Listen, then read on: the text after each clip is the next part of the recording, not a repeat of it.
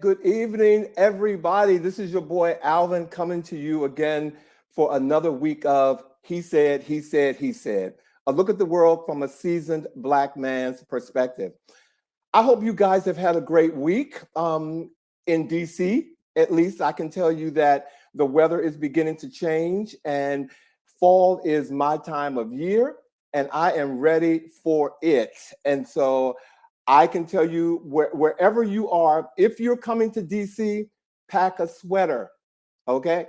Because the temperature will trick you and you'll be out in your little shorts and walking around and everything. And next thing you know, a breeze will come by and you in your hotel room coughing. And I'm just giving you forewarning. But anyway, how's everybody doing? It is Friday, the 24th of September.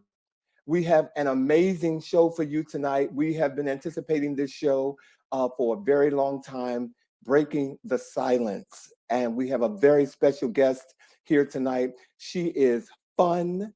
She is fun. She is fun. Did I say fun 3 times?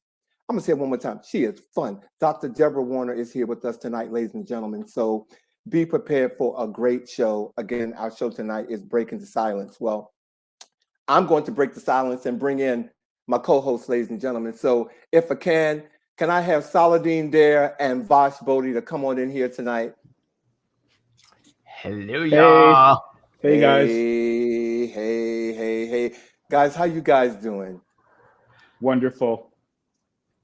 Fantastic. I agree with you. It's fall weather. I love fall weather. Mm-hmm. Fall is my time of year.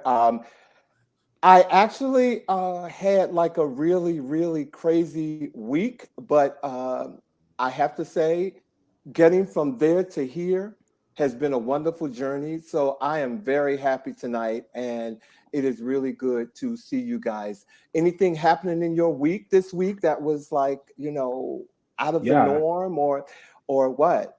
Well, I was born yesterday, a long time ago.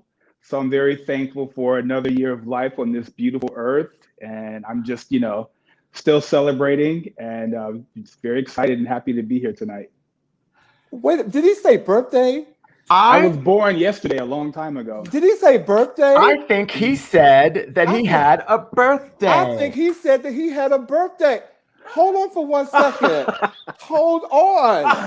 Happy birthday to you. Happy birthday to you. Happy birthday, Saladin. Happy birthday to you. Yeah. Thank you. That was wonderful. That was lovely. Now I'm gonna blow out your candle because this is a brownie, and I don't know what it would look like on my teeth as we go through the show. So I'm not playing with it. Okay. Look at all these happy birthdays coming into you tonight. I know. Who is in the house so far? We got William Hanford, who said he's just checking us out, I guess, for the first time. Welcome, William. Hey, William. Welcome. Monica. Thank you, Alma. Thank you, Jocelyn. Monica, and I see Alma. Ask Alma's in the house tonight. Hey, Alma. And Alvin and Bosch. Last night I went to Ashford and Simpson's Sugar Bar on the Upper West Side, and Valerie Simpson sang "Happy Birthday" to me, and then we took a bunch of photos together. So I'll do a photo dump at some point tonight or tomorrow, so I can share them with everyone on the call tonight. Fantastic. Well, in my Southern voice, aren't you special? Aren't you special? What I do declare. Well, you do declare. Well, look, this is our part of the chat. That we get a chance to talk about something that's out there, and I have a question for you guys. How do you feel about remakes, like movie remakes or television remakes? How do you guys feel about it?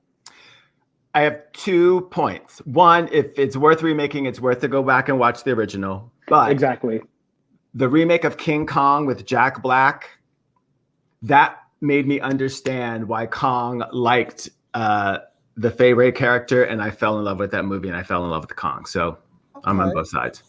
Okay, well, I bring it up to you guys because I don't know if you've heard it or not, but the remake of The Bodyguard, Whitney Houston's movie from 1992, is out there, and they're talking about remaking The Bodyguard. Now, as far as my answer to the question, how do I feel about remakes?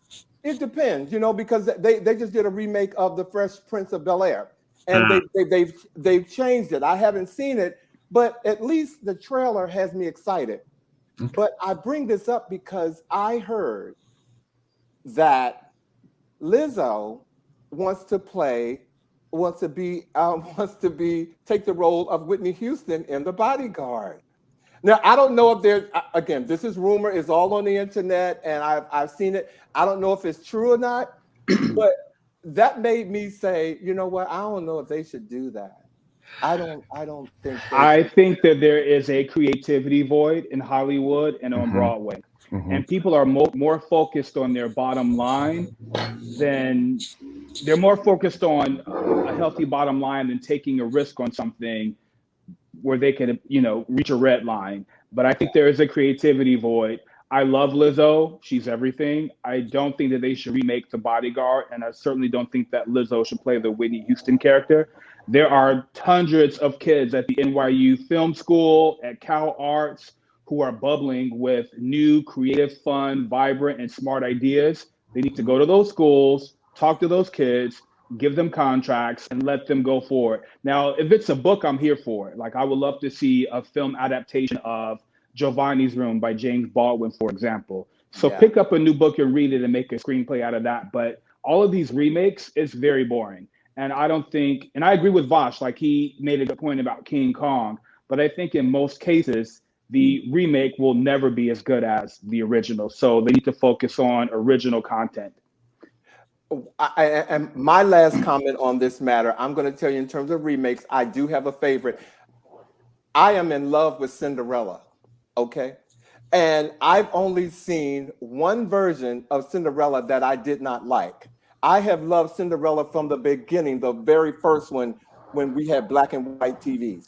I just love the whole, I love the whole story. So if they can keep making it and making it exciting, because I mean, I've seen it with different, races or what have you, I can appreciate that. But I'm overall, make it different, make it exciting, and we can move through it. You know what I mean? I do love the remake of Imitation of Life, the version of Lana Turner. I do enjoy that. I mean, although that was made, I think, back in 1957, but that's probably my favorite remake of a film. I have to agree. Alma says that remakes remind her of cheating on a test. Use your brain and come up with something similar. And Monica thinks that it's supposed to be Cardi B doing the Whitney Houston role. The Whitney Houston role as opposed to Lizzo. Still, it is a what? No. No. It is a no. It is a no. Alvin, no one can ever replace the woman who played Whitney Houston's sister when she had to break down and she went, "I never hurt Fletcher.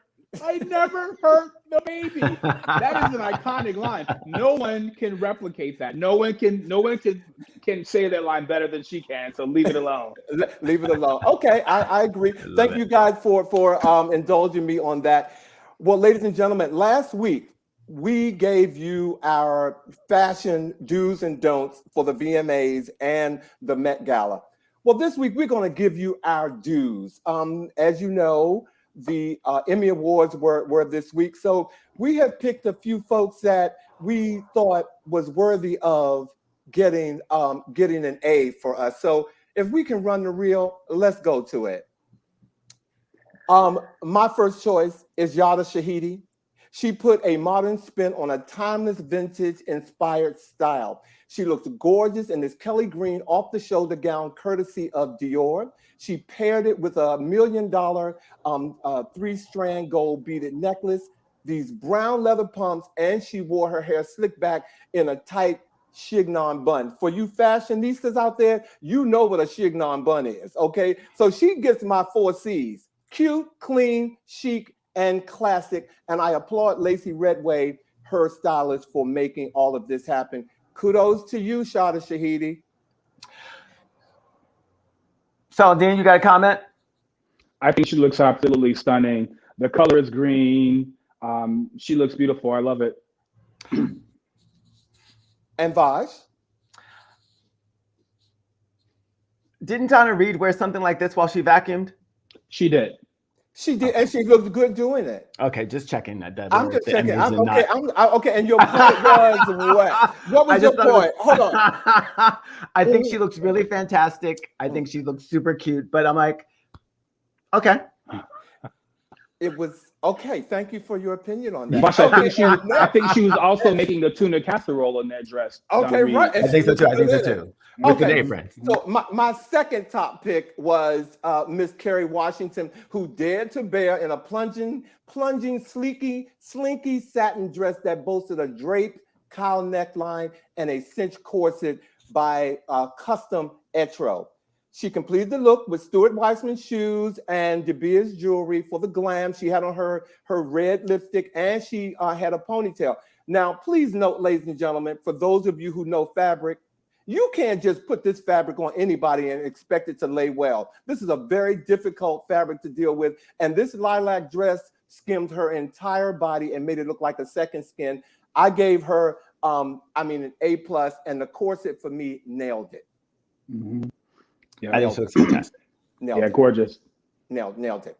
And my third pick, ladies and gentlemen, the guys let me have a third pick, which I was very happy about it. I had to do it.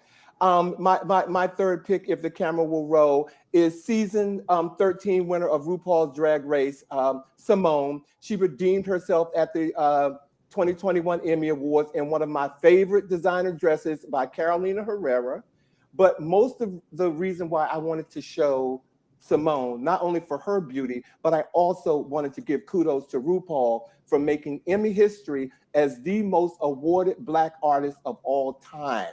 Wow. He snagged the record-breaking win as an executive producer for RuPaul's Drag Race, and he beat out Nailed It, The Amazing Race, The Voice, and Top Chef. So in RuPaul's words, I'm going to say, you better work, and you all know the rest.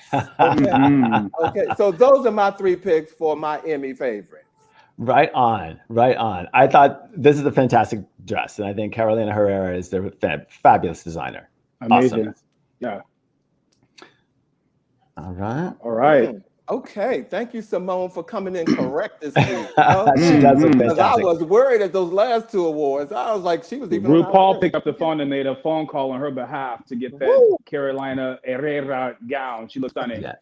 All right, so this is one of my picks. This is Anya Taylor Joy, who is most known for her role as Beth Harmon in The Queen's Gambit. I think she looks absolutely stunning in this canary cape. This for me, like Alvin mentioned Cinderella a few moments ago, I think this is a modern twist on a Cinderella gown. And I just thought that she looked absolutely wonderful. Her makeup, her beautiful chignon. And yeah, this is definitely one of my top picks. What did the dress in front look like? It's black and white, like a pencil dress, like very thin, kind of sculptural. But I really went crazy for the cape. Fabulous. And the color is fabulous. I'm glad you asked that, Vox, because I've skimmed through pictures. I haven't seen the front of the dress, but I'm also happy that Saladin commented on her makeup because it was a full package. You know, she came correct. I like that. Yeah. I think she really looks fantastic. Mm-hmm. All right. Who do we have next? We are about to see. I'm scared. Who did he pick? Oh, okay. Here we have the legendary Taraji P Henson looking absolutely stunning in this Ellie Saab gown. For me, this is a throwback to the 1970s. It gives me very Studio 54. And I just have two words to describe this look, and that is high glamour. Let's go back to her. My fault on that. Yeah, she looks fantastic. It's a really, go to the Emmys, go out to the after party. Right. Exactly. I have to. I gave her a high marks too. Because sometimes she can swing and not hit the ball. She hit the ball on this one. Yeah, she'll swing and all of a sudden it's a strike, but you're not sure. But she hit a home run on this one. Got it. I agree. I concur. Thank you.